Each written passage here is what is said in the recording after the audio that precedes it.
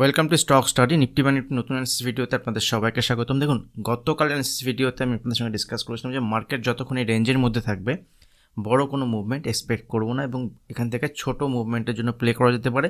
সেক্ষেত্রে যে কোনো দিকে যখন ডাইরেকশান যখন মুভমেন্ট আসবে সেক্ষেত্রে ছোট মুভমেন্ট নিয়ে সেখানে প্রফিট বুক করতে হবে। আজকের মার্কেটে ভোলাটাইল মার্কেট ছিল এবং আজকের মার্কেটে ইম্পর্টেন্ট লেভেলের বেসিসে যদি আমরা ট্রেড করি সেক্ষেত্রে যখনই লেভেল ব্রেক করেছে সেখান থেকে কিন্তু মুভমেন্ট এসছে।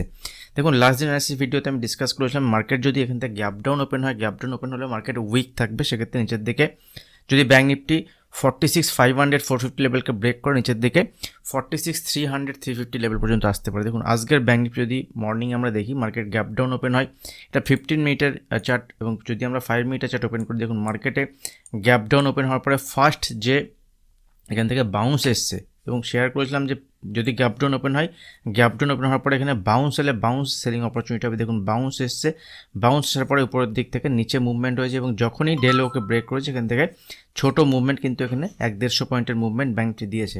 দেন ফার্দার এখান থেকে ব্যাঙ্ক নিফটি উপরের দিকে মুভমেন্ট হয়েছে এবং যখনই ডে হাইকে ব্রেক করেছে দ্যাট মিনস ওপেনিং রেঞ্জকে যখনই ব্রেক করেছে এখান থেকে আবার পজিটিভ সাইডে কিছুটা মুভমেন্ট দেখিয়েছে।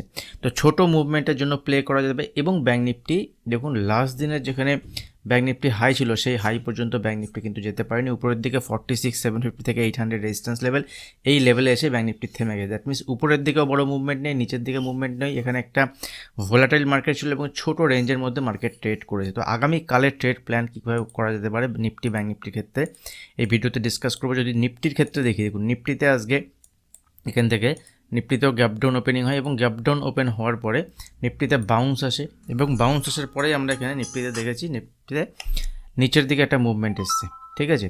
এবং দেখুন নিচের দিকে মুভমেন্ট এলো, সকালের যে লো ছিল লো ব্রেক করেনি, এখান থেকে পজিটিভ সাইডে মুভমেন্ট আমরা দেখেছি। বাট লাস্ট দিনের যে হাই ছিল দ্যাট মিনস ওপেনিং লেভেল, যে লেভেলটা আমাদের ইম্পর্টেন্ট ছিল ইন্টারে ভিজেছে সেটা হচ্ছে 22,200 লেভেল। দেখুন আজকের মার্কেটে যদি হাই দেখি 22,200 220 এই লেভেলে মার্কেট রেজিস্ট্যান্স ফেস করেছে, কিন্তু নিচে এসছে ফার্দার কিন্তু উপরের দিকে মুভমেন্ট হয়েছে। তো যদি মার্কেটকে আমরা দেখি মার্কেট সেই রেঞ্জের মধ্যে আছে। দেখুন উপরের দিকে 22,200 লেভেল, নিচের দিকে সাপোর্ট যদি আমরা দেখি গতকাল মার্কেট সাপোর্ট যে লেভেল থেকে নিয়েছিল 22,100, আজকেও মার্কেট সেই লেভেল থেকেই সাপোর্ট নিয়েছে 22,100 22,080 এই লেভেলের কাছ থেকে মার্কেট সাপোর্ট নিয়ে উপরে মুভমেন্ট হয়েছে। তো আগামীকাল দেখুন এই সপ্তাহে আর দুদিন আছে এক্সপায়ারি ডে, মানে মান্থলি এক্সপায়ারি। তো মান্থলি এক্সপায়ারির আগে যদি মার্কেট উপরের দিকে 22,200 উপরে সাস্টেন করে 22,225 লেভেল যদি ব্রেক করে মার্কেট আগামীকাল হোক বা কালকেই যদি এখানে ব্রেক করে সেক্ষেত্রে উপরের দিকে একটা পজিটিভ সাইডে মুভমেন্ট আমরা দেখতে পারি আগামী দুদিনের জন্য। সেক্ষেত্রে উপরের দিকে এখান থেকে নিফটিতে 22,300 থেকে 350 400 পর্যন্ত টার্গেট আসতে পারে যদি 22,225 লেভেলের উপরে মার্কেট ব্রেক করে, উপরে সাস্টেন করে অ্যাটলিস্ট 15 মিনিট বা আধ ঘন্টা, সেক্ষেত্রে উপরের দিকে কিন্তু এই পজিটিভ সাইডে মুভমেন্ট দেখাতে পারে। যদি মার্কেট আগামীকাল ফ্ল্যাট ওপেন হয় এখানে বা অল্প গ্যাপ ওপেন হয় নিচে এলে বাইং অপরচুনিটি হবে। যদি মার্কেট গ্যাপ ডাউন ওপেন হয় গ্যাপ ডাউন ওপেনিংয়ের কেসে এখান থেকে একটা ট্রেন লাইন আমরা ড্র করতে পারি যেখানে 22,150 140 ইম্পর্টেন্ট সাপোর্ট লেভেল থাকবে। যদি 22,150 140 লেভেলকে ব্রেক করে নিচে দিকে 22,100 এবং ফার্দার এই লেভেলকে ব্রেক করলে এখান থেকে মুভমেন্ট আমরা 22,000 পর্যন্ত দেখতে পারি। যতক্ষণ মার্কেট এই রেঞ্জের মধ্যে থাকবে বড় কোনো মুভমেন্ট নয়, ছোটোখাটো মুভমেন্টের জন্য মার্কেট প্লে করা যেতে পারে। দেখুন যখনই মার্কেট আজকে এখান থেকে ওপেন হয়েছে, ওপেন হওয়ার পরে যখন উপরের দিকে এসছে নিচে এসছে, আবার মার্কেট উপরে গেছে নিচে এসছে, মার্কেট উপরে প্রত্যেকটা যদি লো দেখেন এখানে লোগুলো কিন্তু উপরে। তো এইভাবে আপনাকে দেখতে হবে মার্কেটে যে ইন্টারে যখন মার্কেট ট্রেড হচ্ছে সেক্ষেত্রে মার্কেটের মুভমেন্ট কোন দিকে আছে এবং প্রত্যেকটা কেসে যখন মার্কেট নিচে আসছে নিচ থেকে পরে বাইং এসছে, কিন্তু উপরের দিকে যে রেজিস্ট্যান্স লেভেল আছে রেজিস্ট্যান্স লেভেলে কিন্তু মার্কেট ইনট্যাক্ট, এখানে কিন্তু মার্কেট বাধা খাচ্ছে। তো যদি মার্কেট 22,225 উপরে সাস্টেন করে তবে উপরের দিকে মুভমেন্ট, না হলে কিন্তু ছোটোখাটো মুভমেন্ট এভাবে চলতে থাকবে। আর ব্যাঙ্ক নিফটির ক্ষেত্রে দেখুন ব্যাঙ্ক নিফটি উইক, এখনও ব্যাঙ্ক নিফটি উইক। আজকের প্রাইস অ্যাকশন যদি দেখি আজকেও price action bank Nifty heavy bullish কিছু নেই। বাট দেখুন উপরের দিকে প্রিভিয়াস ডে যে হাই সে হাই টপকাতে পারেনি, নিচের দিকে প্রিভিয়াস ডে যে লো ছিল লো ব্রেক করে নিচে এসছে এবং 46,600 কাছাকাছি ক্লোজ দিয়েছে। নিচের দিকে আগামীকালের জন্য ইম্পর্টেন্ট সাপোর্ট লেভেল থাকবে 46,500। যদি আমরা অপশান চেন ডেটা দেখি 46,550 46,500 এখানে সাপোর্ট লেভেল হিসেবে কাজ করবে।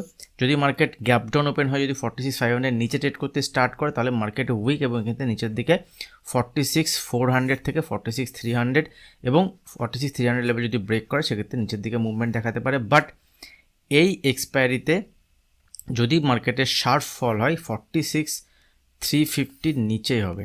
উপরের দিকে মুভমেন্ট হতে গেলে 46,800 ইম্পর্টেন্ট রেজিস্ট্যান্স লেভেল, 46,800 উপরে যদি সাস্টেন করে সেক্ষেত্রে উপরের দিকে নেক্সট রেজিস্ট্যান্স লেভেল হচ্ছে 47,000।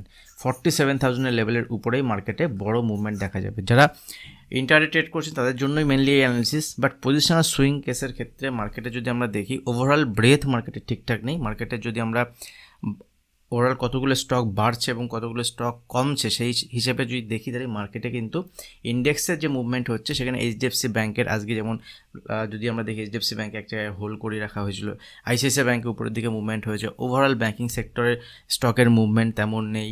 ওভারঅল যদি পুরো মার্কেটকে দেখি, পুরো মার্কেটের ম্যাক্সিমাম স্টক নেগেটিভ সাইডে আছে, পজিটিভ সাইডে স্টক কম আছে। সেক্ষেত্রে মার্কেট উপরের দিকে মুভমেন্ট হলেও মার্কেটে একটা উপরের দিকে বাধা খাচ্ছে।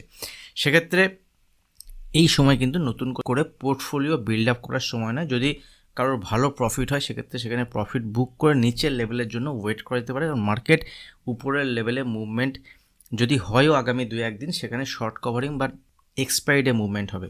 বড় মুভমেন্ট হতে গেলে নতুন যে সেশন স্টার্ট হবে আগামী সপ্তাহে, দ্যাট মিনস এই মাসে যখন ক্লোজ হবে, ক্লোজার পরে নতুন যে মুভমেন্ট হবে সেখানেই কিন্তু মার্কেটের নতুন করে বাইং পজিশনাল বেসিসে নেওয়া যেতে পারে। আদারওয়াইজ এই মুহূর্তে পজিশনাল কোনো বড় বা ইনভেস্টমেন্টের সময় কিন্তু এখন নয়। আর আমার সঙ্গে যুক্ত হতে চাইলে আপনারা পাবলিক টেলিগ্রাম চ্যানেলে জয়েন হতে পারেন। আর যারা intraday during the market hours আমি কীভাবে কাজ করছি, কীভাবে অ্যানালিসিস করছি এবং সেখানে ডিফারেন্ট সিচুয়েশনে মার্কেটে বাইং সেলিং যে লেভেল আমি ওখানে শেয়ার করতে থাকি। তো আপনারা যদি ইন্টারডেতে কাজ করতে চান সেক্ষেত্রে ভিডিও নিচে ডিসক্রিপশন বক্সে আপস্টকের অ্যাকাউন্ট ওপেনিং লিঙ্ক থাকবে। অ্যাকাউন্ট ওপেনিং লিঙ্ক থেকে যদি অ্যাকাউন্ট ওপেন করার পরে আপনি অপশনে ট্রেড করেন সেক্ষেত্রে আপনি প্রিমিয়াম গ্রুপে, যেখানে আমি ইন্টারডে অ্যাক্টিভ থাকি, এছাড়াও আপনি যদি অ্যাকাউন্ট ওপেন করে সুইং বা পজিশনাল ট্রেডিং করেন সেক্ষেত্রে আপনি আপস্টকের প্রাইভেট গ্রুপে জয়েন হতে পারেন। যদি ভিডিও ভালো লাগে, যদি ভিডিও আপনার জন্য হেল্পফুল হয়, অবশ্যই ভিডিওতে লাইক করবেন। আর যারা এখনও চ্যানেল সাবস্ক্রাইব করেনি, চ্যানেল সাবস্ক্রাইব করে বেল আইকনটি প্রেস করবেন। আজ ভিডিও এখানে শেষ করছি, দেখা হবে নেক্সট ভিডিওতে। ধন্যবাদ।